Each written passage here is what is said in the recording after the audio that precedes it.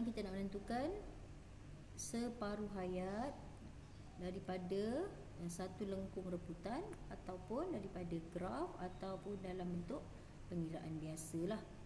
Okey. Baik. Inilah contoh lengkung reputan. Okey, graf ini adalah bilangan nukleus radioaktif melawan masa. Sebab separuh hayat tadi kan kita nak cari masa yang diambil untuk satu bahan radioaktif mencapai kestabilan. Okey. Yang pertama kita selesaikan daripada graf ataupun daripada lengkung reputan. Satu unsur radioaktif akan mengalami reputan radioaktif secara rawak dan spontan. Ini kamu dah sedia maklum. Bilangan nukleus yang belum mereput akan berkurang dengan masa. Unsur radioaktif yang berlainan mereput pada kadar yang berlainan. Okey, contoh. Macam mana nak baca graf ni? Okey, ini adalah nilai asal. Dekat paksi X ni. Paksi X pula paksi Y. Nilai paksi Y nya ialah kosong. Masa ni ini ialah nilai awal. Katakanlah ini bahan radioaktif. Masa ni yang kita anggap tadi. Katakanlah nilai dia 100 gram. Okey, belum lagi mengalami reputan. Kemudian separuhnya, separuh masa. Okey, dia semakin berkurang kan? Daripada 100 tadi nilai dia tinggal separuh. Jadi tinggal 50 gram. Ini dipanggil setengah hayat lah. Okey, setengah hayat berikutnya tinggal 25 gram. Okey, lepas tu setengah hayat lagi berikutnya ni. Tengok ni T setengah, 2 T setengah. Kan tadi kalau katakan masa pertama kosong, lepas tu 5 minit, 5 minit, 5 minit, 5 minit. T setengah, T setengah yang berikutnya 5 minit lagi. T setengah yang berikutnya 5 minit lagi. Jadi untuk dia mencapai kestabilan, dia mengambil masa 4 kali setengah hayat. Maksudnya kat sini 4 kali 5 minit lah. Macam tu cara dia. Okay, kat sini adalah yang dalam bentuk pecahan 1/2, 1/4, 1/8. Sebab tu tadi Cuk cakap dia boleh keluar dalam bentuk lengkung, dalam penggunaan dalam bentuk pecahan. Okey, sifat ni boleh dipaparkan dalam bentuk graf lengkung reputan. Ini daripada graf tadi sebenarnya kita boleh tulis dalam bentuk persamaan separuh hayat. N kosong ni tadi yang mula-mula. Okey, separuh hayatnya jadi 1/2. Okey, separuh berikutnya 1/4. Separuh berikutnya 1/8. Dan banyak lagi lah. So kat sini kamu kena mahir pecahan. Jadi bilangan nukleus yang belum mereput sama dengan N sama dengan 1/2 kuasa N daripada bilangan yang asal. Ini formula am je. Tak perlu pun hafal yang ni. Asal kamu tahu gunakan pecahan.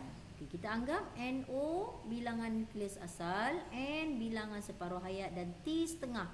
T setengah ini adalah simbol untuk separuh hayat. Okey.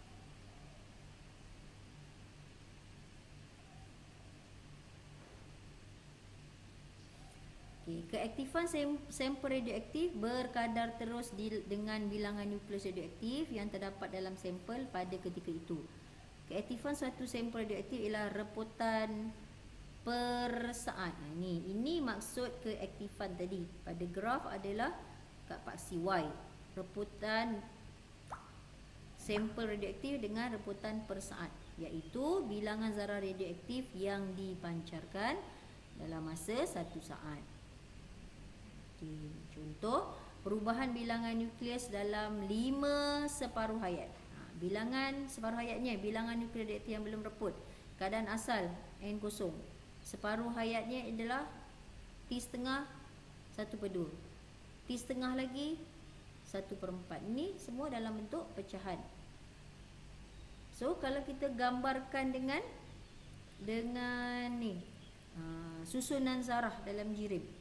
Nukleus radioaktif yang belum mereput kita anggap ni lah warna oranye ni. So kamu tengok ada berapa? 1, 2, 3, 4, 5, 6, 7, 8. 1, 2, 3, 4, 5, 6, 7, 8. 8 kali 8, 64. So bagi 2 lah. Bagi 2 kan, separuh. Nampak ni berapa yang tinggal? So kita boleh gambarkan dalam bentuk lukisan seperti ini. Okey.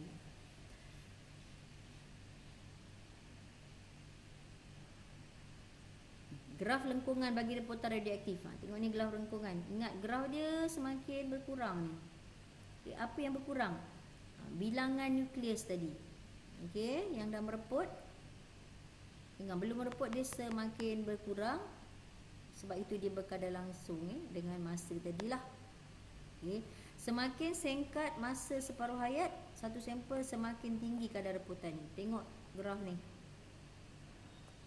Nampak tak masa? Untuk yang warna oranye ni separuh hayatnya lebih singkat daripada warna hijau. Okey, jadi kalau dia separuh hayat dia lebih singkat, kadar reputannya lebih tinggi. Okey. Nah, ini adalah alat yang digunakan untuk membaca sampel radioaktif. Nama alat tu ialah rate meter. Okey kelas, kat sini kita akan letakkan satu sumber bahan radioaktif disambungkan kepada gegel mula tiub. Nanti bahan radioaktif ini akan mengalami reputan kan. Bila dia mengalami reputan, dia akan keluarkanlah sama ada zarah alfa ke, zarah beta ke, zarah gamma. Okey, jadi GM tube ni sambung pada rate meter. Okey, katakanlah dia keluarkan satu zarah alfa. So dia tunjukkanlah bacaan kat sini, berapa bacaannya untuk satu zarah alfa yang tinggi. Okey. Jadi kita akan daripada bacaan rate meter ni kita boleh plotkan graf tadi. Graf keaktifan melawan masa. Ini dia contohnya. Okey, contoh keaktifannya. Nilai asal yang belum mereput adalah 300. Okey, lepas tu separuh hayatnya 150. Separuh hayat, tengok ni masa 40. Kalau rate meter tadi dia tunjuk yang mana kelah? Dia tunjuk masa ke, dia tunjuk aktiviti. Rate meter tadi dia tunjukkan bacaan. Okey, nilai asal 300. Okey, kemudian bila tinggal separuh jadi 150. Baru kita tengok berapa masanya. Jadi untuk capai 150 ni, masa yang diambil adalah 40 minit.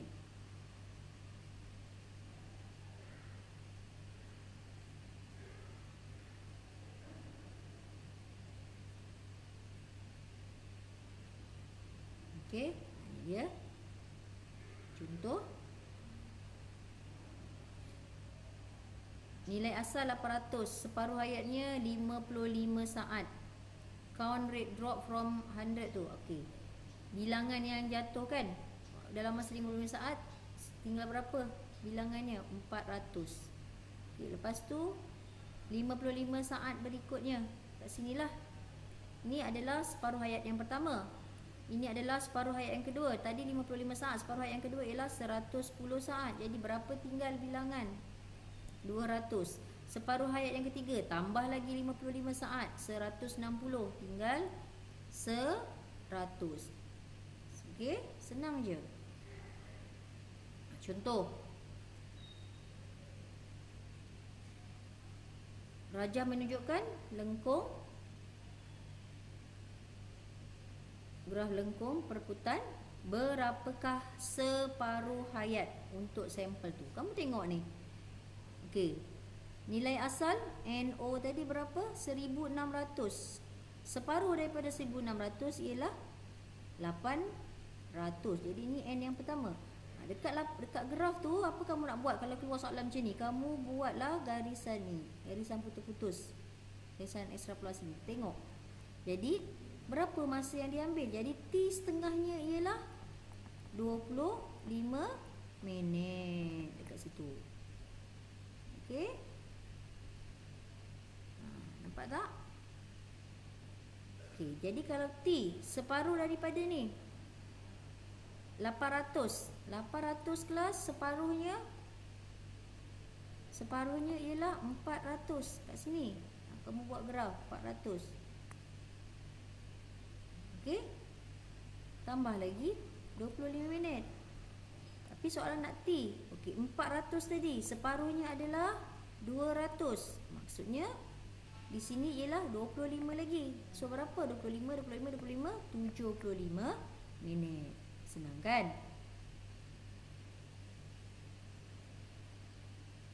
Okey, tu dah dibuatkan grafnya. Nampak? Okey. Nampak tak? Senang?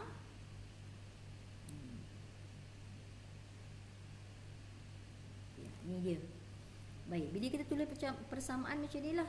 1600, 25 minit jadi 800, 25 minit lagi 400, 25 minit lagi 200. Soalan tanya masa Jadi 25 tambah 25 tambah 25 jadi 75 minit. Okey? Senang kan?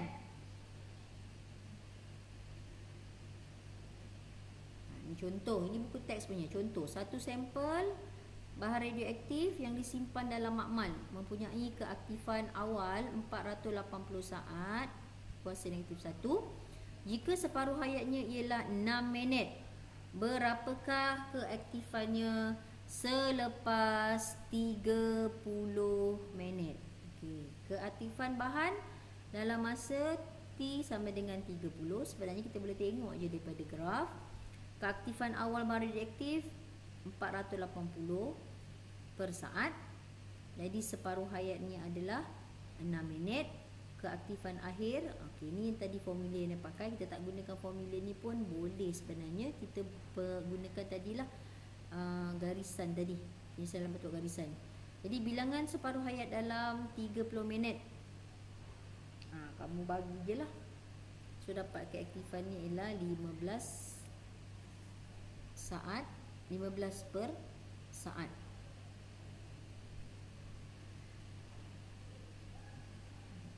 Okey, suatu bahan radioaktif yang disimpan dalam makmal mempunyai separuh hayat 10 hari. Jadi T1/2 nya ialah 10 hari. Okey, bilangan hari yang diambil untuk keaktifan bahan radioaktif tinggal 25% daripada keaktifan asalnya. Okey, tadi cikgu ada cakap, cikgu lupa pula tambah ni satu Cara dia tanya boleh dalam bentuk nombor bulat, boleh dalam bentuk pecahan kan, boleh dalam bentuk peratus sebenarnya. Ingat, ini yang tinggal, baki yang tinggal. Jadi kalau peratus mestilah bermula dengan 100%. Okey kelas, 100%, 10 hari. 10 hari. Ini T setengah. 10 hari selepas 100% mestilah tinggal 50%. Lepas tu 10 hari berikutnya kelas. 10 hari berikutnya maksudnya T setengah yang kedua. Ini 1, ini 2. 2T2. Kan? Berapa? 25%. Okey. Hitungkan bilangan hari. Berapa hari yang diambil untuk capai 25%? Dah dapat jawapan. Berapa hari? 20 hari. Okey? Okey, ni. Satu atom radioaktif mereput untuk menjadi atom yang stabil dan didapati selepas 288 saat. 6.25% atom tidak mereput. Berapa separuh hayat dia? Sekarang dia nak cari separuh hayat pula. Yang soalan tadi tanya berapa bilangannya. Okey. Ni dalam bentuk peratus kan kelas. Jadi kita buat. Kalau peratus mesti bermula dengan 100%. Okey, kamu buatlah sampai berapa? Last kali berapa? 6.25.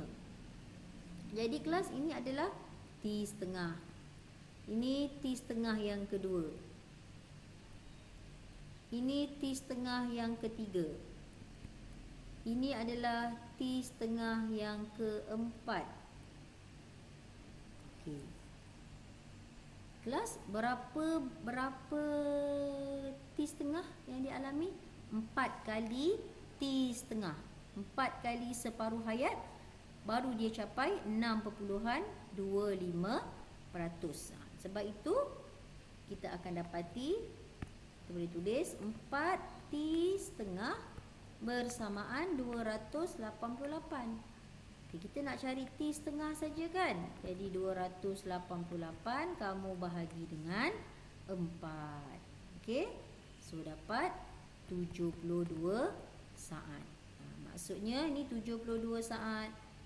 72 saat berikutnya jadi 25, 72 saat berikutnya, 72 saat berikutnya. Senang Okey. Soalan ni pula. Separuh hayat bagi iodin 131 ialah 8 hari. Satu bahan radioaktif mengandungi 64 gram iodin 131. Tentukan jisim iodin. Sekarang nak jisim iodin yang belum mereput dan yang sudah mereput selepas 24 hari. Tengok soalan. Dia bagi tak separuh hayat? Ada. Separuh hayatnya adalah 8 hari. Okey. Berapa nilai asal? 64 gram. Okey, 64. Separuh daripada 64. Berapa? 32 gram. Okey, ini 8 hari. 8 baru 8 hari. Okey, 8 hari lagi kelas. Berapa? 32 bagi 2. 16 hari. 8 tambah 8 baru 16. Kita nak 24 hari. Okey. 8 hari lagi. Betul kan? 8 kali 3, 24. 16 tinggal berapa gram? Tinggal 8 gram. Jadi, berapa sebenarnya yang dah mereput? Yang dah mereput 8 gram. Yang belum mereput pun 8 gram. Ni dah dapat dah ni. 8 hari. Okey. Boleh juga diselesaikan dalam bentuk formula. Sorry, yang dah mereput kita kena jumlahkan semua. Salah cakap tadi kelas. Yang belum mereput. Saya padam balik. Ini dia. Okey, tadi saya buat T1/2 sama dengan 8 hari. Saya buat langkah panjang tadi. Sebenarnya kita nak 24 hari, maksudnya 3 kali T setengah lah. 64, 32, 16, 8. Jadi jisim yang dah mereput sebenarnya ni kena ambil lah jumlah yang dah mereput 56 gram, iaitu 64 gram kamu tolak dengan 8 gram. Macam tu. Nilai yang dibagi akhir tu sebenarnya yang belum mereput.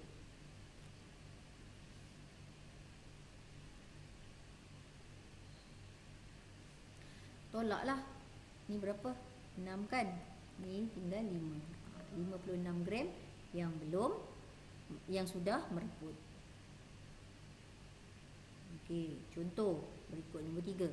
Satu sampel plumbum 211 berjisim 96 gram mempunyai separuh hayat 36.1 minit. Okey, T setengah 36.1 minit. Berapa bahagian sampel yang tidak mereput selepas 183 minit? T setengahnya 36.1. Jadi macam mana nak cari ni? Kamu bahagilah. Betul? 108 bahagi 3.61. Dapat 3 kali separuh hayat. Okey. Jadi gunakan ni 96. 3 kali separuh hayat ni. Ini adalah 1.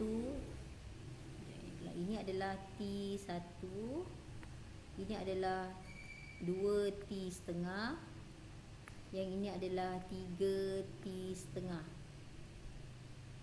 Betul tak? Sebab kita nak 3 kali separuh hayat. Jadi ni 36.1 minit. 36. Ini 36.1. 36.1. 36.1. Jadi 108.3. Tengok berapa bahagian yang tak mereput? 12 gram. Okey. Berapa jisim produk yang telah mereput? Macam tadilah. Buat macam mana? Senang aja. 96 gram kamu tolak dengan 12 gram. Kamu dapat 84 gram. Okey?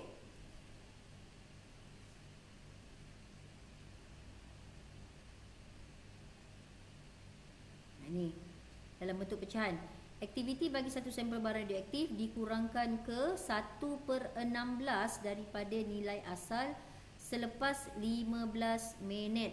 Berapa separuh hayat? Soalan ni nak cari separuh hayat. Nampak?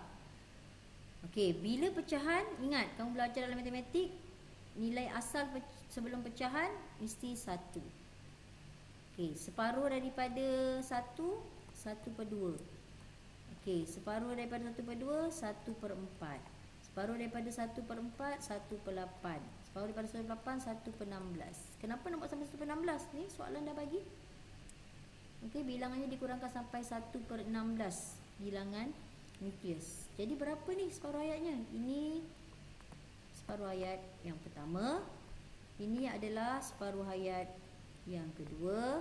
Ini adalah separuh hayat yang ketiga. Dan ini adalah separuh hayat yang keempat. Maksudnya kita ada 4 sekali separuh hayat. Okey. Sama dengan berapa minit? 156 minit. Okey. Nampak tu? Jadi kita nak cari berapa nilai separuh hayat? 39 minit.